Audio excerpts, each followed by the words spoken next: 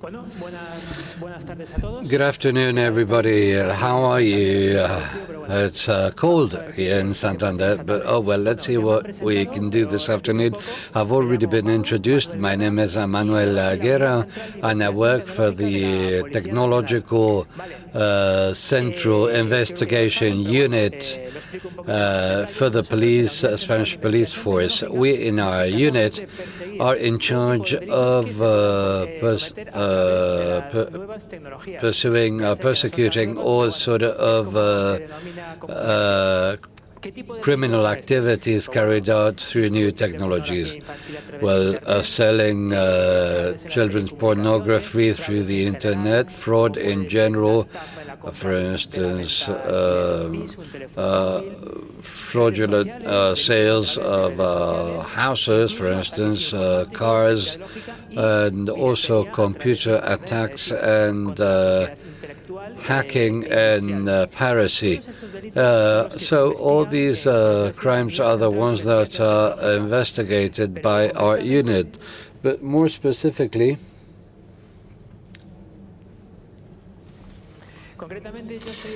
I work in a department called a technical section, and there we don't carry out normal sort of investigations. We provide forensic analysis support in the case of crime. I always repeat this because nowadays any crime present in the Spanish criminal code includes some technological component. For instance, a drug dealing crime is there's nothing digital to it, theoretically speaking. Somebody is selling drugs, but there is a cell phone involved between the dealer and whoever buys the drug, and this is digital evidence that needs to be processed in order to get all the information that may be useful in a trial. And this cannot be done just anyway. It has to be done through a procedure, through a protocol. A murder where there's been a camera involved and where evidence is stored, and this is what we deal with mainly.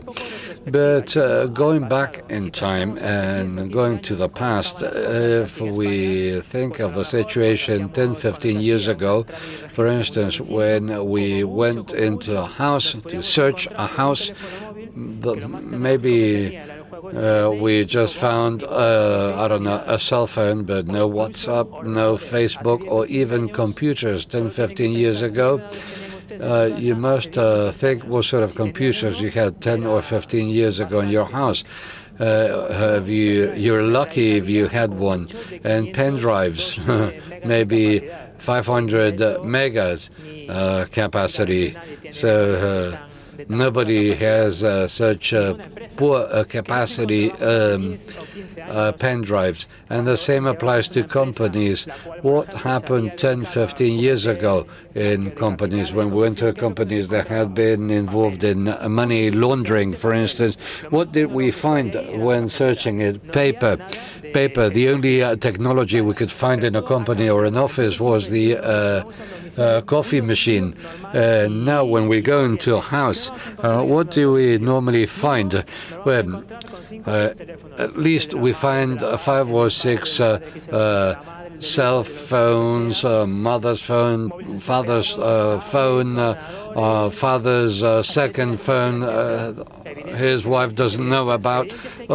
So lots of evidence that needs to be checked and processed. When we get to a house, the bad guy will never say, yes, look in that cupboard and see what you find.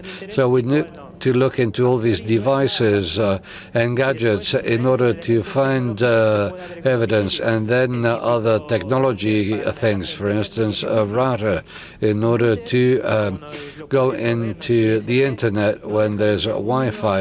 And this is just a mini computer that manages the internet with Wi-Fi. It may store MAC addresses or an NAS. 10, 15 years ago, you couldn't think that somebody would have a high capacity storage system at home. And right now, having this in the house is more or less normal. I mean, it's not something that we're surprised with. And now come all the gadgets, for instance, some sort of smartwatch that can be connected to your iPhone or Android, or if you want to know your heart beats or rate. Who doesn't have a smartwatch? Raise your hands. Well, so smartwatch is a digital evidence. Let's imagine that all of a sudden you see a dead person lying on the floor with a smartwatch, wearing a smartwatch. You can tell when this person died, because if this person was wearing a smartwatch, obviously when her heart stopped beating, this would be reflected in the smartwatch. So you can get lots of information from a watch, and also smart TVs. I'm sitting at home and I can go in the net, and this smart TV probably has a webcam, and maybe somebody's attacked it and has activated it remotely and has recorded me on a Saturday night at home, lying on my couch. And perhaps I don't want anybody of you to know what I was doing lying on a couch in front of the TV on a Saturday night. And so we need to know who breached my privacy. The refrigerator, fridge. I'm at home, I drink milk, and all of a sudden I run out of milk, and the fridge can purchase or buy a carton of milk and have the milk delivered in my house the next morning, because it knows what my credit card number is. And of course, a hacker, somebody could go into my fridge or find out what my credit card number is. And of course, like intelligent or smart mirrors, of course, anybody would like to get up in the morning and sitting in front of the mirror and have the mirror say to you, "You look wonderful today." So the designer decided to have an SSH without any security, or with a default sort of accuser, or an admin 1234 or something very easy, so that somebody could connect to the bathroom mirror. Imagine what could happen if somebody does so in your bathroom.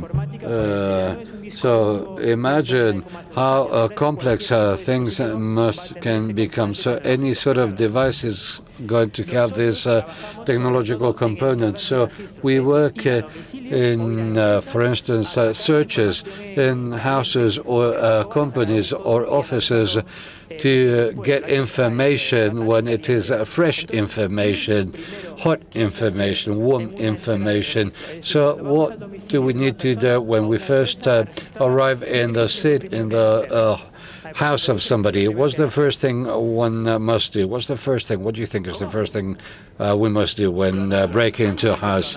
Now, before cloning, what's the first thing we must do? Well, you must knock on the door or ring the bell. Yes, first we need to get in.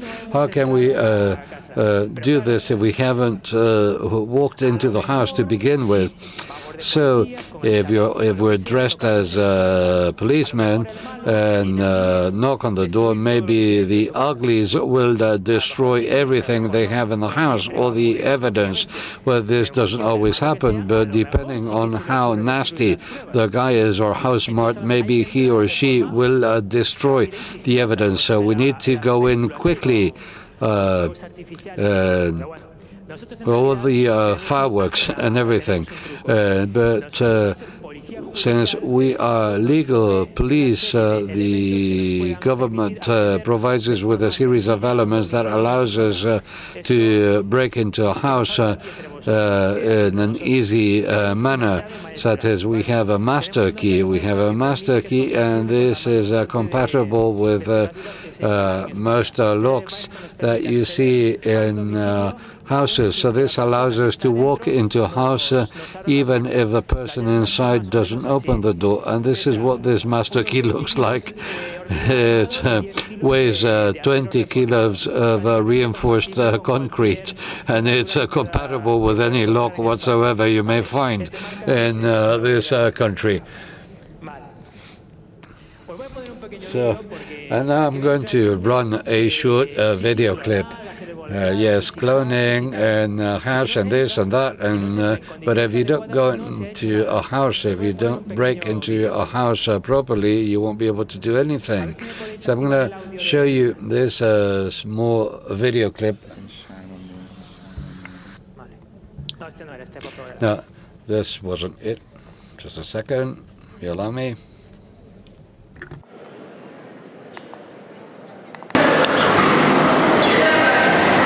Ahí es una entrada y registro, no se ve muy bien. Yeah, well, the master key, they're trying to open the door.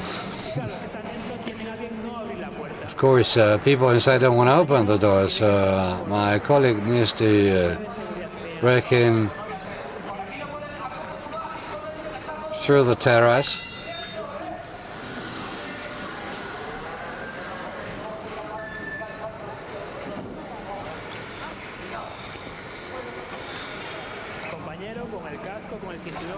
With a helmet, a gun, everything. A lot of weight. And this is a real thing, you know. This is a drug dealing bust.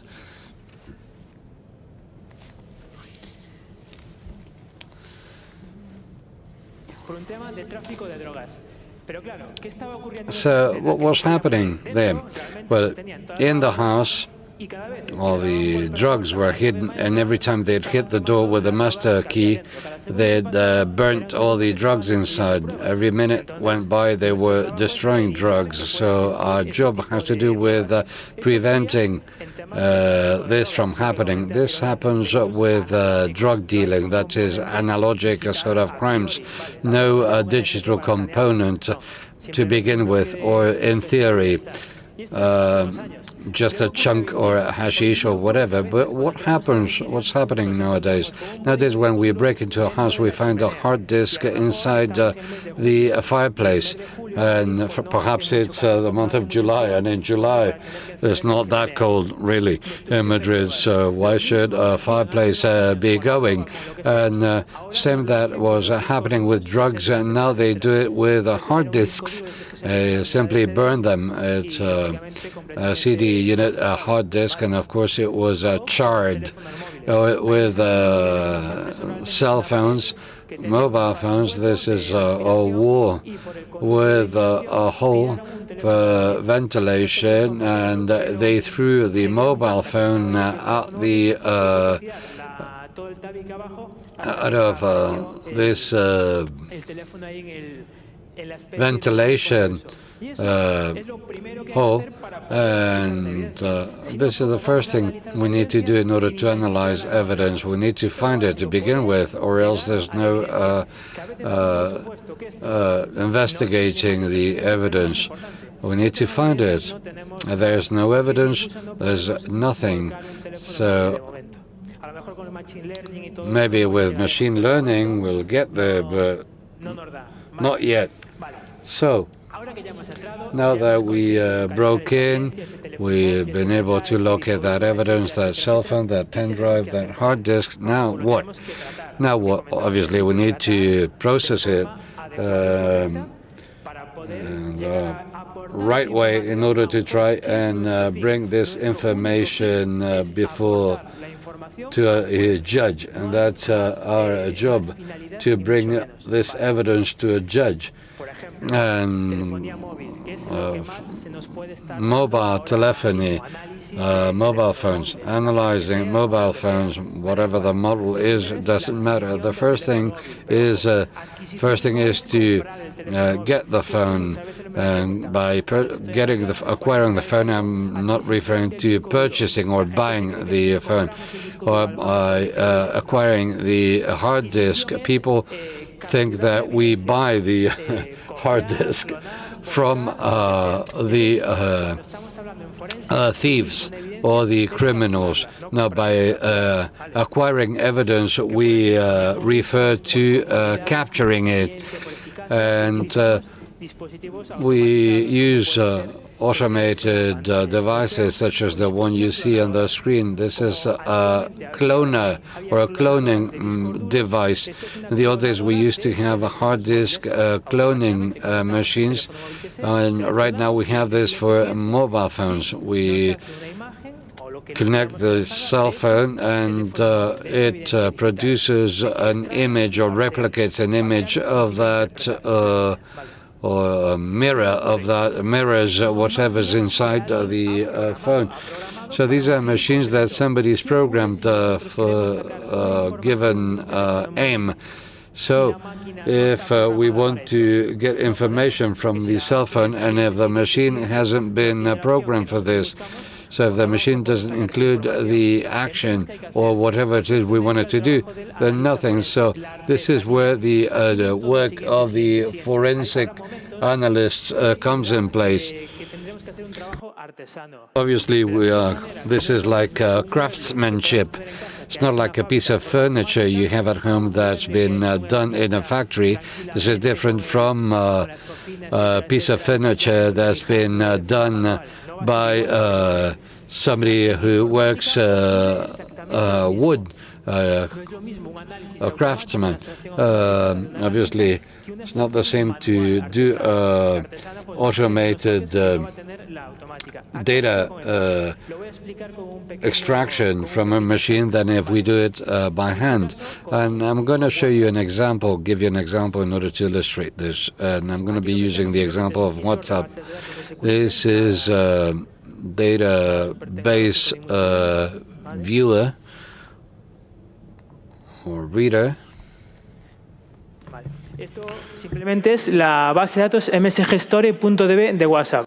This is all the messages we sent via WhatsApp are stored in a database that is called NGS something store and MSGS store. So these data are taken out in order for the analyst to check them. But what if we need to find something that the automatic machine can't find? Then we need to pull it out of the database. And for instance, there was an example: a mobile phone had been sending WhatsApps, and the person manipulating it wasn't touching or didn't have the cell phone in his hand. It's like if you have this phone sitting on the table, and nobody's touching it, but it's sending WhatsApps automatically. So some weeks ago, some weeks before we investigated this, WhatsApp Web had just come out a few weeks before. So somebody was sending WhatsApps from a computer. And if you see this, and this column right here, there's a detail. There's this thing I'm highlighting in green. If we select it, you see that these three cells, this one and the one underneath, they all begin with 3EB0. So WhatsApp inserted this 3EB0 code every time somebody sent a WhatsApp through WhatsApp Web, unlike regular WhatsApp. But if I send it with WhatsApp Web linked to the telephone, it will insert this clue, this key. Fine. But when WhatsApp Web, nobody knew. So we had to do all this reverse engineering in order to see what sort of password this WhatsApp Web carried. Whether in this case it's this 3 EB0 thing. You may tell me, well, you say that perhaps the conversation could have been manipulated. People ask us this. Yes, manipulating a database. Seculite is not easy. So a series of conditions need to be there. Manipulating conversations such as the one you can see here will leave traces and leave a trail. And this, thus you can tell whether a database has been manipulated or not. For instance, when I was a kid, I was in school, I was given a notebook, a paper notebook, and the teacher would write down a number on each page from 1 to 100. Why? Well, because maybe when they started throwing pieces of chalk or playing around with other kids, the teacher would write a note for my parents on my notebook saying that I hadn't behaved. This is why they were numbered, because I could have ripped out a page of the notebook. And the same thing here. If we go to this little bar here, we see that they're all numbered 1, 2, 3, 4, 5, 6. Maybe we could manipulate the contents of a message, but we cannot inject or put in a conversation that never took place. And this is extremely complex because there are many variables at play. So it's not easy to manipulate a WhatsApp conversation. It's not easy at all.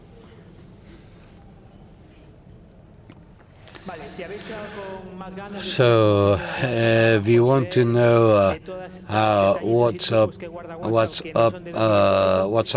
work, next Saturday at noon, I will be given a 2-hour workshop on WhatsApp autopsy. So if you're forensic analysts, I recommend you to attend, because I'll tell you how WhatsApp works and about all these tricks. But going back to the beginning of the talk, there's a whole set of mobile devices. So what do we do with all these things? Let's go to PCs. When we need to extract, get information from PC, we see multimedia videos, Word documents. We don't do an analysis to see if there's been some sort of malware or how many times there's been on or off. So when filtering these data is enough. And this sounds silly, very simple, but many forensic analyses can be done simply by filtering documents by extension. But when things become complicated, we study information coming from the system. For instance, all the different sites or hits to a given site. But doing an analysis of artifacts of a regular, normal computer could take us here to, for instance, 89,000 items in just one computer. 89,000 computers or documents or items that somebody has to analyze. And this is where the difficult thing is. The problem is to analyze all this information and to tell the wheat from the chaff. And the problem is to analyze all this information. There's another problem, and the forensic analysis in the cloud.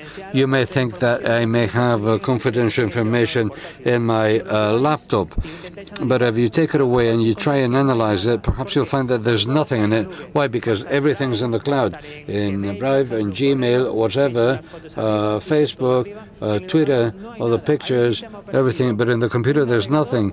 There's operating system, etc. And more we find computers like these. It's a basic computer with web engine, etc., etc. Everything's in the cloud, and accessing the cloud is a very difficult thing. It's not easy. It's not easy because a series of very complex tasks must be carried out in order to be able to go in the cloud. This is another technical difficulties we have to face every day. And then companies. What I said at the beginning, that 10 years ago, if you broke into a company, went into a company, there were piles of paper. Right now there are piles of servers, CPDs, large data centers. And that's not paper, it's a whole bunch of boxes with many LEDs, lights that make noise. So if we need to break into a house or to get some servers, you put some tape around the door and nobody walks in. Looks very nice for the picture. Looks great, but a server in data processing center, it doesn't matter if you seal, if you put all this tape around the door, because anybody can break in remotely. And so what do we need to do? So obviously we need to determine what sort of network topology we are speaking of. What do I mean by this? We need to know where every wire is hooked to. You see a yellow at the top, orange in the middle, etc. But this is not how it is. And this is what we normally find. This is what we have to face every day. Everybody's been seen CPDs looking like this. And this is reality. The other thing was a pretty picture. We need to know where the router is, what the firewall is, etc., etc. And obviously, that without the help of whoever set it up, it is extremely difficult to go in. And using the master key I showed you before, we can actually violate a security door of the CPD, but the logical security is more complicated if it has firewalls or encoded systems, etc. Then the hypervisors that they can use. In the past, each server had one OS each. Now they are all almost virtual. Citrix is not the same as Hyper-V or any other brand. They don't work the same way. And we need to know how each of them works in order to extract the information we need. We cannot lose all the information that we virtually have just because someone pushed a button. The WAN, the internet, it is a risk to leave things connected to the internet, but to disconnect is also a risk. It's something we need to take into account. What about the backup systems? Sometimes people say, here you have everything you want, everything you ask for is in this backup tape. Now there is no human way possible to read it because nobody's touched it for 20 years. That is impossible, that is unfeasible. This is the kind of thing that we cannot accept today. You cannot bring us a backup tape that is unreadable nowadays. So all these complications together make things very hard. And then there is the famous red button. Who's heard of the red button before? Please raise your hand. Who's ever seen a red button in reality? Have you ever seen a red button in reality ever in your life? Me neither. I've never seen such a button. We hear about it on the media. The bad guys have a red button. When they push it, the hell is coming, fire, flames everywhere. I've never seen it. But what I've seen many times is remote administration systems in a data center. The administrator is not in front of the server with a scorching heat. If you've ever been into a data center, you will know that it is not pleasant to be there. The administrator is sitting in his wonderful chair with 5 different screens, wonderful keyboard, and a coffee machine next to him, a comfortable place, and they connect to the server remotely in whichever way has been enabled. That's what we need. It doesn't matter if we go to the data center, we tape it all around. If the administrator is 5 floors above us and is constantly deleting files, this kind of details need to be considered. So there are no red buttons, but there are security measures in data centers. What is weird in this picture? You rabbits, please don't speak, but the rest. What, Josep, you're not entitled to speak here, but what do you see here? What is weird about this picture? The box. Yeah, what is in the box? Don't stay there.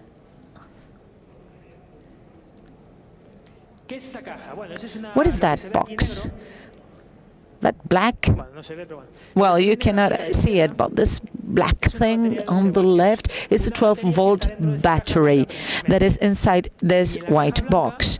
Inside the white box, there is a switch, a pressure switch. This was covered by a plate. When this plate is uncovered, the circuit closes, the pushes goes off, and 12 volts of power go to the hard disk. And what happens in this case? Well, the hard disk won't go faster, at least that. What happens is more similar to fireworks. So we have a top-notch security and technology device, which is a piece of rope that we would use to manipulate and avoid this trap from happening. So this is what it was all about. When someone would remove the plate, this is what happened. These look like small things, but these small things can ruin an entire operation. This is what I was saying before. The law is with us, and I'm serious now. The Spanish criminal law says that system administrators in a company are forced to collaborate with judges or police forces in order to provide information regarding the system network topology and all the things I talked about. And when I talk about the system administrator, I mean the person who is actually working in-house. I'm not talking about researchers. So this is what we usually call an administrator, a system administrator. Well, the system administrator can refuse to speak. Then we arrest him. But we don't have the password, so we cannot go in.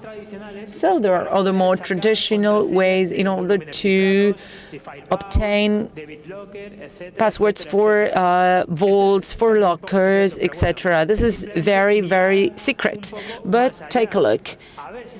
It is about going beyond. Maybe we are burning our brains here trying to obtain a password, and sometimes it's just sticked on the screen. This is no secret, and I'm sure this is no news to you. Anyway, and to wrap up, what is the goal of our interventions? Well, we try to turn data into digital evidence, and this will happen when the treatment is correct. How do we enable that correct treatment? We provide data with concrete characteristics. First, integrity. This means that it hasn't been manipulated, it hasn't been tampered with. If here you see JJA. JJA is what I take to the judge. That is what we call integrity. Traceability. Know where it has gone through. Today it's in my hands, and tomorrow it will be in somebody else's hand, and then into somebody else's hand. That's the traceability. And the individuality, that is, to mark each evidence in a singular way. If we seize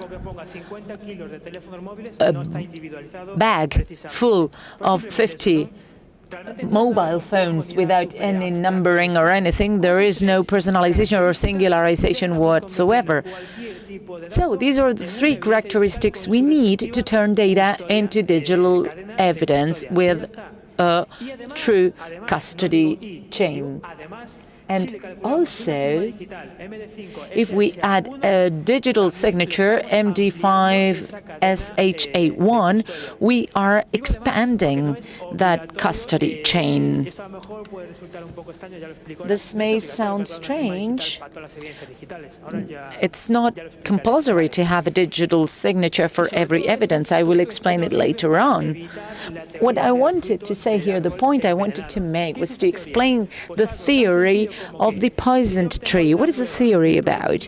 If I have an evidence, and if I have obtained more information out of that evidence, but if the first evidence was obtained irregularly or illegally or inadequately, that evidence and all the information I can take from that evidence will be invalidated. That's why we need to treat digital evidence in an adequate manner from the very beginning. If we've made any mistake at the moment of seizing it, we are wasting our time, because the custody chain is broken, the tree is poisoned. So how do we avoid this with the custody chain?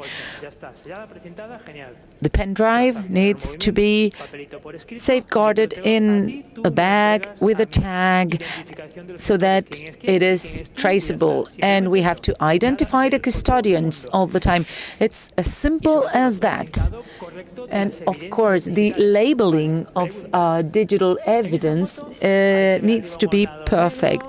Here you can see a black computer, a pair of sneakers, and many other objects. Do you think they are correctly labeled? Do you think that these digital evidence are correctly labeled? Please raise your hands if you think this is correct. Nobody thinks it's correct. Who believes this is incorrectly labeled? This is a mess. And the ones who don't raise their hands is because they come from Galicia, as myself. Well, then they are right, because the right answer is it depends. It depends on the kind of crime we are investigating. For example, if these evidence come from a car hijack or a car theft, that beer can, the tobacco packs, etc. If these objects were stolen from a car, these are stolen merchandise. They are no digital evidence, and we don't need to guarantee the custody chain of the data they have. The data belong to the person who's been stolen. So we need to label these objects, but not as digital evidence. It's like, for example, I'm burgled at home and they steal my TV set from home, or if my car is stolen. It depends on the crime that we are investigating. If it's a normal evidence, not a digital one, we don't have to label it necessarily. I understand I know that it's difficult to understand, but it's not that complicated. So it depends on the kind of evidence it is, as I'm saying. Here is my portable phone. It is connected to 3G, 4G, whatever. And imagine I made a mess, and my police fellows arrest me, and they take my phone from me, put it into a bag, they tape it. It is signed by 5 different people, and they do many things. Do you believe that this has been correctly labeled? No, because the phone is on and it's covered. So it's useless to have it inside a sealed bag if somebody from the outside can connect to it and delete all the contents inside. This will be nothing but a seized stone. So we need to take care of these tiny details. So we can use the aircraft mode on the phone in order to avoid manipulations on the evidence. And any procedures that we perform on the phone shall be registered in writing. For example, this phone went into the phone mode this day and at this time.